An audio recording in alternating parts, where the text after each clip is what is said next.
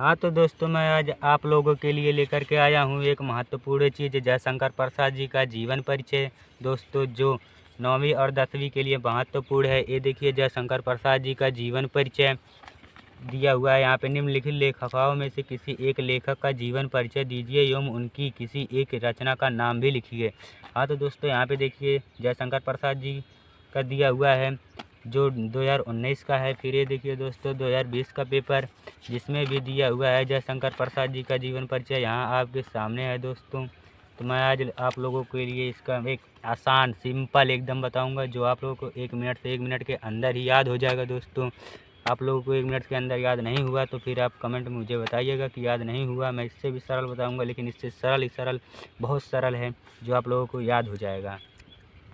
ये देखिए जयशंकर प्रसाद जी का जीवन परिचय, जो मैंने आप लोगों के लिए बनाया है बहुत ही सिंपल तरीके से, साधारण तरीके से, जो आपको तुरंत याद हो जाएगा।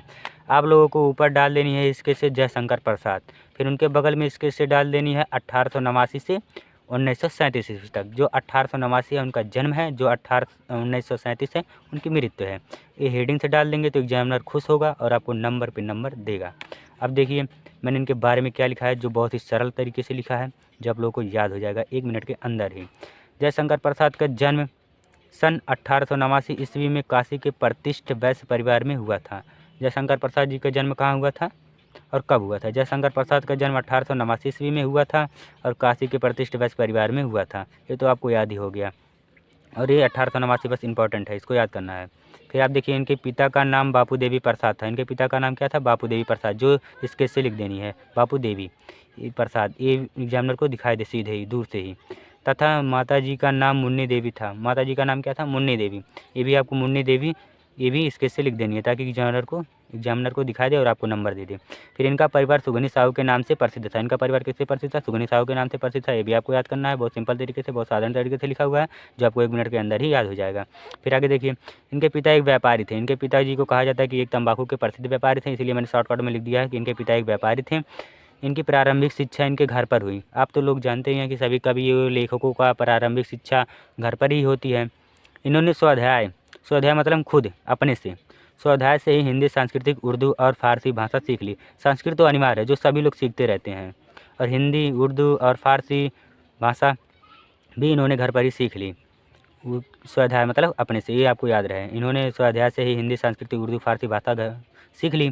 फिर आप देखिए उच्च शिक्षा के लिए सर्वप्रथम इनका नाम कहाँ लिखवाया गया? क्वींस कॉलेज में इनका नाम लिखवाया गया। सर्व शिक्षा, जैसे कि सर्वप्रथम किसी बच्चे जब छोटे रहते हैं तो कहीं पे लिखवाया जाता है, तो इसे इनका भी सर्वप्रथम शिक्षा प्राप्त करने के लिए क्वींस कॉलेज में लिखवाया गया। परंतु इनका मन यहाँ नहीं लगा।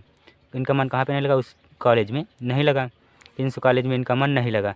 परंतु इनका मन यहाँ नहीं लगा और 8वीं तक ही शिक्षा ग्रहण कर पाए, और इन्होंने जिसके कारण 8वीं तक ही शिक्षा ग्रहण कर पाए और विद्यालय छूट गया।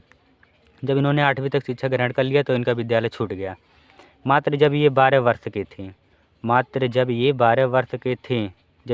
के थे, तभी इनके पिता की मृत्यु हो गई। ये देखिए दोस्तों अब क्या हो रहा है। जब ये मात्र 12 वर्ष के थे तो इनके पिता की मृत्यु हो गई। कुछ समय पश्चात इनके माता की भी अकाल मृत्यु हो गई। अकाल मृत्यु मतलब दोस्तों कि समय पूर्व, मतलब कि असमय मृत्यु हो गई, मतलब कि समय आने से पहले ही मृत्यु हो गई। कुछ समय पश्चात इनके माता का भी अकाल मृत्यु हो गई। और दोस्तों देखिए, और इनके ऊपर कठिनाइयों का पहाड़ टूट पड़ा। ये तो सही बात है भाई, अगर किसी माता पिता की मृत्यु अचानक से हो जाए तो उसके ऊपर कठिनाई का पहाड़ तो टूट ही पड़ेगा। अब आगे देखिए क्या होता है। इनकी शिक्षा दीक्षा देखभाल इनके बड़े भाई शंभूनाथ किया करते थे। अब देखिए जब इनकी पिता माता जी और इनके पिता का मृत्यु हो गई तो इनके बड़े भाई एक शंभूनाथ थे, जो इनकी देखभाल करने लगे और करते भी थे। वो भी इनकी शिक्षा दीक्षा पढ़ाई लिखाई सब देखभाल वही करते थे। तो ये एकदम सिंपल भाषा है भाई, आप लोग को याद हो जानी चाहिए। ये देखिए इनके ऊपर कठिनाइयों का पहाड़ टूट पड़ा। जब इनके माता पिता का मृत्यु हो गया तो इनके ऊपर कठिनाइयों का पहाड़ टूट पड़ा और इनकी शिक्षा दीक्षा का देखभाल इनके बड़े भाई शंभूनाथ किया करते थे। परंतु कुछ समय बाद इनके बड़े भाई का भी मृत्यु हो गया। अब देखिए दोस्तों, कुछ समय बाद इनके बड़े भाई का भी मृत्यु हो गया, तो बड़ी आश्चर्य की बात है भाई। अब देखिए आगे क्या होता है। ये तो आप लोगों को याद ही हो गया होगा, बहुत सिंपल तरीके से, बहुत साधारण तरीके से मैंने लिखा है, जो आपको 1 मिनट के अंदर याद हो जाएगा। देखिए आगे क्या होता है। जब इनके बड़े भाई का भी मृत्यु हो गया। तो देखिए इन्होंने 3 शादियाँ की, किंतु तीनों पत्नियों की असमय मृत्यु हो गई। असमय मतलब कि एक मृत्यु आने से पहले ही मृत्यु हो गई, फिर एक की और मृत्यु हो गई, तीनों पत्नियों की मृत्यु हो गई बारी-बारी से। इन्होंने 3 शादियाँ किया, किंतु तीनों पत्नियों की असमय मृत्यु हो गई। इसी बीच इनके छोटे भाई की भी मृत्यु हो गई। इनके एक छोटे भाई थे, उनकी भी मृत्यु हो गई। अब दोस्तों आप लोग सोचिए, जब ऐसे परिवार की मृत्यु होती रहेगी तो आदमी का क्या हाल होगा, आप ही लोग सोचिए। इन सभी असमय मृत्यु से ये अंदर ही अंदर टूट गए। ये तो भाई एकदम आश्चर्य की बात है, एकदम सही बात है। अगर जो किसी के घर में एक ही मृत्यु होती रहे, वो मृत्यु होती रहे और ऐसी मृत्यु होती रहे, अगर जो सबकी मृत्यु हो जाए तो आदमी अवश्य ही बेहाल हो जाएगा, उसके टूट ही जाएगा। तो इसे देखिए, इन्होंने 3 शादियाँ की, किंतु तीनों पत्नियों की असमय मृत्यु हो गई। इसी बीच इनके छोटे भाई की भी मृत्यु हो गई। इन सभी असमय मृत्यु से ये अंदर ही अंदर टूट गए। तो सही बात है, जिसके कारण इनके स्वार्थ पर बहुत प्रभाव पड़ा। ये तो भाई सबके स्वार्थ पर प्रभाव पड़ेगा, चाहे जो हो। तो इनके भी स्वार्थ पर बहुत प्रभाव पड़ा, जिसके कारण हिंदी के महान नाटककार, कविकार सन 1937 ईस्वी में स्वर्गवास सिधार गए। दोस्तों ये तो सही बात है। और देखिए बहुत सिंपल तरीके से भी लिखा हुआ मैंने, जो आपको फट से 1 मिनट के अंदर ही अंदर याद हो जाएगा दोस्तों।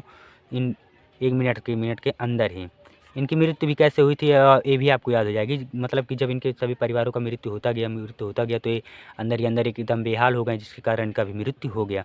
तो आप लोगों को दोस्तों कोई प्रॉब्लम हो तो मुझे बताइएगा, कहिएगा तो मैं फिर से बता दूंगा आप लोगों को। एकदम बहुत सिंपल तरीके से लिखा हुआ है दोस्तों, एकदम साधारण तरीके से। आशा करता हूँ कि आप लोगों को मेरा वीडियो पसंद आया होगा। अगर जो पसंद आया हो तो लाइक, कमेंट, सब्सक्राइब जरूर कीजिएगा। और ये जयशंकर प्रसाद जी के जीवन के परिचय के बारे में आप लोग एकदम साधारण तरीके से मैंने लिखा है, जो आप लोग याद कीजिएगा और 10वीं बोर्ड पेपर में अपनी परीक्षा दे करके उत्तीर्ण होइएगा। धन्यवाद दोस्तों, अगले वीडियो में मिलेंगे। Bye bye.